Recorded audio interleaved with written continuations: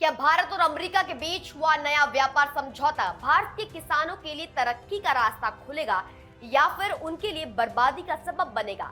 हाल ही में हुए भारत अमेरिका अंतरिम ट्रेड डील ने देश के सियासी और कृषि गलियारों में एक नया तूफान खड़ा कर दिया है। जहां एक तरफ सरकार इसे विकास की नई सीढ़ी बता रही है, वहीं दूसरी तरफ संयुक्त किसान मोर्चा जैसे बड़े संगठनों ने इसे पूरी तरह किसान विरोधी करार देते हुए राष्ट्रपति से इसे रद्द करने की गुहार लगाई है। किसान संगठनों का आरोप है कि ये समझौता भारतीय कृषि और डेयरी सेक्टर के दरवाजे विदेश बहुराष्ट्रीय कंपनियों के लिए खोल देगा, जिससे हमारे छोटे और सीमांत किसान अपनी ही जमीन पर बेबस हो जाएंगे। किसान नेताओं का सबसे बड़ा डर आर्थिक उपनिवेशवाद को लेकर है। उनका कहना है कि अगर अमेरिकी कृषि उत्पादों के लिए भारत के बाजार खोल दिए गए और टैक्स कम किया गया, तो सस्ता अमेरिकी सामान भारतीय बाजारों पर कब्जा कर लेगा। ऐसे में हमारे किसान, जिन्हें पर्याप्त सब्सिडी भी नहीं मिलती, अमेरिकी कॉर्पोरेट खेती का मुकाबला वो नहीं कर पाएंगे।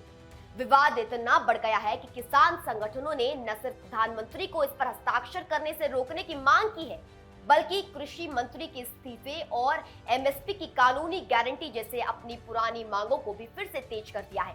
मार्च में संसद सत्र से पहले देशव्यापी विरोध प्रदर्शन और सार्वजनिक बैठकों की तैयारी की जा रही है, जो एक बार फिर 2021 जैसे बड़े आंदोलन की याद दिला रही है। दूसरी ओर सरकार का पक्ष बिल्कुल अलग है। केंद्रीय कृषि मंत्री शिवराज सिंह चौहान ने साफ किया है कि यह समझौता बहुत सोच समझकर और किसानों के हितों को ध्यान में रखकर तैयार किया गया है।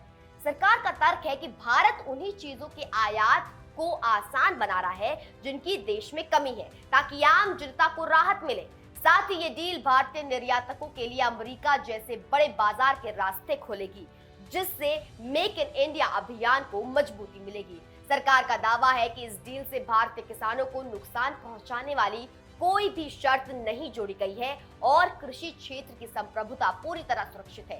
लेकिन हकीकत यह है कि ये ट्रेड डील अब सिर्फ एक कागजी समझौता नहीं, बल्कि एक बड़ा राजनीतिक और सामाजिक मुद्दा बन चुकी है। एक तरफ किसानों का विश्वास है, तो दूसरी तरफ सरकार के वैश्विक व्यापारिक लक्ष्य।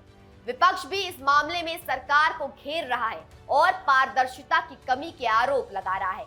क्या यह समझौता वाकई भारतीय कृषि को आधुनिक बनाएगा या फिर किसानों की आशंकाएं सच साबित होंगी? ये तो आने वाला वक्त ही बताएगा। आपकी इस समझौते के बारे में क्या राय है? क्या विदेशी कंपनियों के आने से भारतीय खेती को फायदा होगा या नुकसान? कमेंट्स में अपनी राय जरूर साझा करें।